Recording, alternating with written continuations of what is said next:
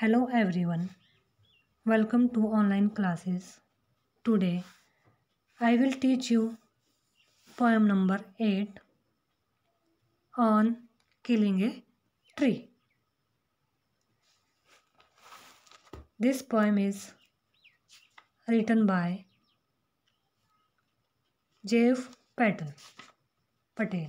ये पोएम जो है जेव पटेल के द्वारा लिखी गई है और उन्होंने इस पोएम में पोएट ने बेसिकली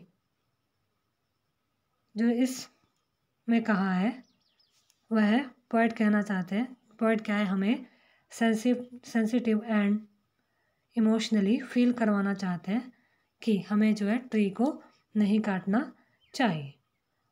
और वह इस पोएम में बोलते हुए कि हमें ट्री को कट नहीं करना चाहिए, बट उनका जो इस पोएम का तरीका है, स्टाइल है, वो थोड़ा डिफरेंट है।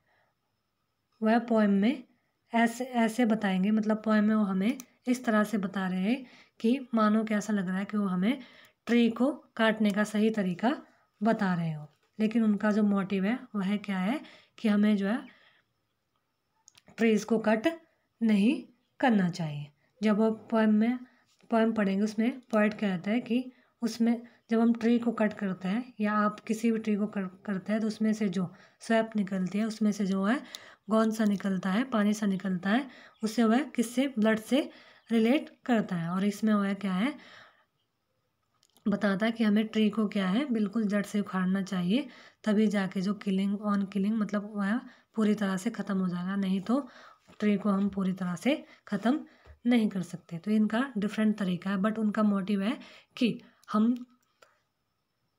हमें यह बताना कि हम लोगों को ट्री क्या है कम से कम काटने चाहिए, ट्री को नहीं काटने चाहिए।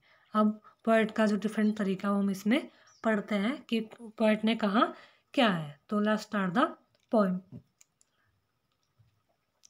You must have observed people cutting down trees. आपने कभी किसी को पेड़ काटते हुए देखा होगा। But can they kill a tree, परंतु क्या हुए पेड़ को मार सकते हैं, लेकिन जो है काटने वाला क्या हुए पेड़ को क्या है किल कर सकता है। It is easy to do so, ऐसा करना आसान है। Let's read the poem and find out what the poet say on killing a tree.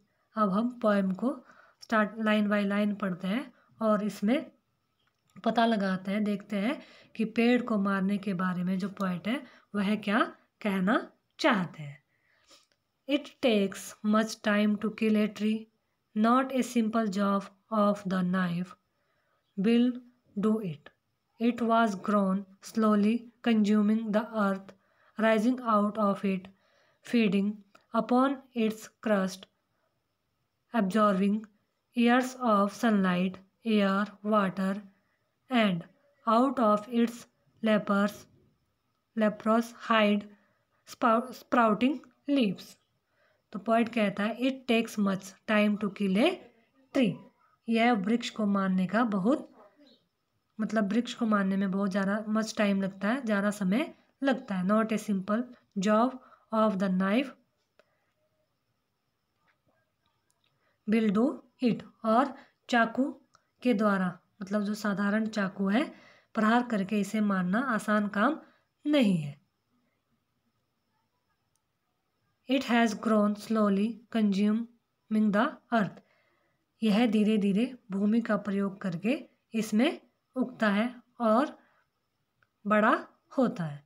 Rising out of it, feeding upon its crust, और पतला है और अपनी छाल द्वारा वर्षों तक सूर्य की रोशनी, और राइजिंग आउट ऑफ बड़ा होता है, पतला है और अपनी छाल द्वारा वर्षों तक सूर्य की रोशनी में क्या है absorbing years of sunlight, air, water, and out of its leprous hide, sprouting leaves।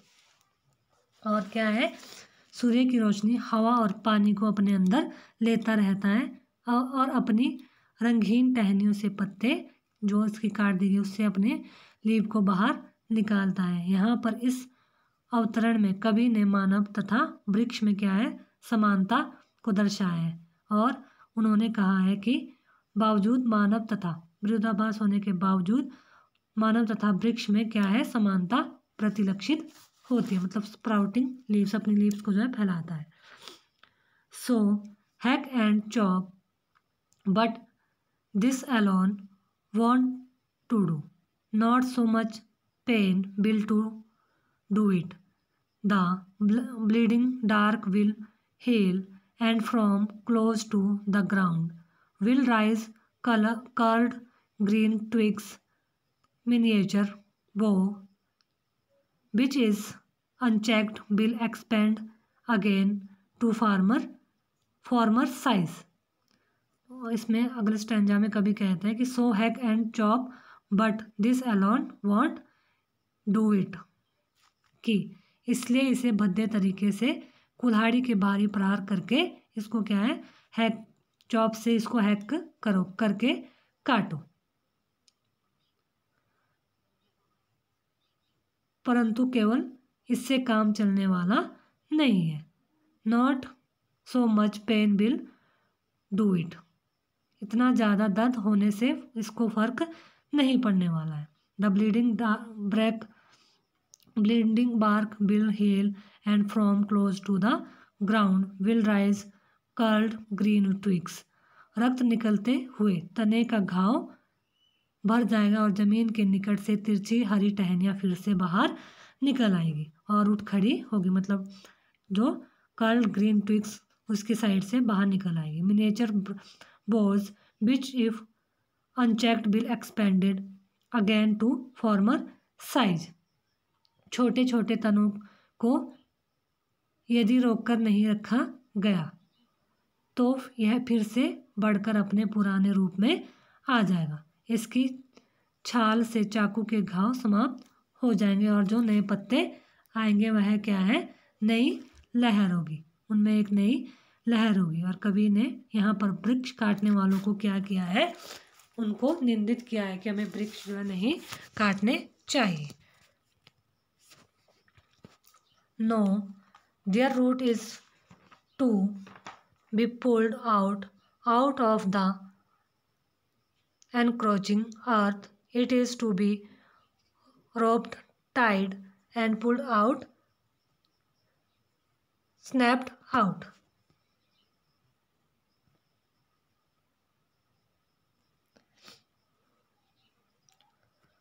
or pulled out entirely out from the earth caves and the strength of the trees exposed, the source white and wet, the most sensitive hidden for years inside the earth। इस stanza में कभी जो कह रहा है वह कह रहा है no this root is to be pulled out, नहीं जड़ को तो निकालना ही होगा, जड़ को बाहर हमें निकालना होगा। आउट ऑफ द एनक्रोचिंग अर्थ, जो कि धरती के साथ मजबूती से जकड़ी हुई है। It is to be rope tied and pulled out snapped out, इसे मजबूती से रस्सी क्या है बांधनी होगी और खींचना होगा, जड़ को काटना होगा या धरती से पूर्ण रूप से इसे खींचना होगा। Out from the earth caves, इसे धरती से पूरी तरह से बाहर निकालना होगा। And the strength of the trees exposed, और पेड़ की जो ताकत है जड़ें उजागर हो जाएगी, जो कि सफ़ेद और कैसी है the source white and wet, जो कि सफ़ेद और कैसी है वेट है मतलब गीली है। The most sensitive hidden for years inside the earth, जो कि बहुत भावुक है और वर्षों से धरती के अंदर इसकी जड़ें जो पेड़ की धरती के अंदर बहुत सालों से छिपी हुई है। जब तक कि हम इन जड़ों को बाहर नहीं निकालते तब तक क्या है हम पेड़ को नहीं मार सकते हैं। तो पोएट ऐसा कहता है। Then the matter of scorching and choking in sun and air, browning, hardening, twisting, weathering, whitening, and then it is done. Then the matter of scorching and choking. अब सवाल पैदा होता है सूर्य द्वारा रंग फीका पड़ने तथा सांस लेने के जो इसमें असमर्थ होने का। And sun and air, browning, hiding, twisting, whitening, and then it is done. और सूर्य और हवा में इसका रंग भूरा पड़ जाता है, यह सख्त हो जाता है, मुड़ जाता है, सूख जाता है, और तब इसका अंत, जब यह सब इसका कलर जो चेंज हो जाएगा, वाइटनिंग छोड़ देगा ये, तो क्या है, इसका अंत हो जाएगा। इसका मीनिंग है कि यह जब कोई वृक्ष की जड़ों को धरती से बाहर निकाल देता है, इसका मीनिंग है कि मतलब अगर पेड़ को मारना है तो उसकी जड़ों को जब कोई धरती से पूरी तरह जड़ों को बाहर निकाल देता है तो पेड़ क्या है, पूरी तरह से जो है वह डिस्ट्रॉयड हो जाता है। अब इसकी हम वर्ड मीनिंग देखते हैं। जैसे जैब का मीनिंग है सडन रफ ब्लो, स्ट्राइक मतलब चाकू से इसको काटना। फिर है लेपेरस हाइड, डिसकलर्ड बार्क मतलब रंगहीन इसकी बार्क होती है, पेड़ की जो बाहर वाली छाल होती है। हैक होता है कट रफली bye striking heavy blows.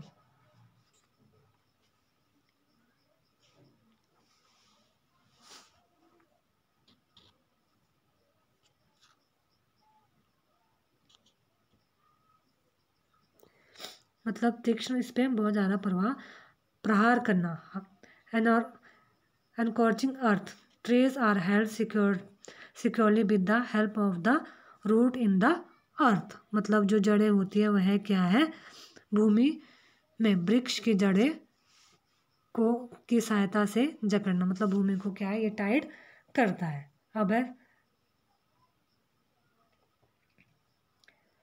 Scorching and choking, the drying up the tree after being uprooted मतलब जड़ों को क्या करना,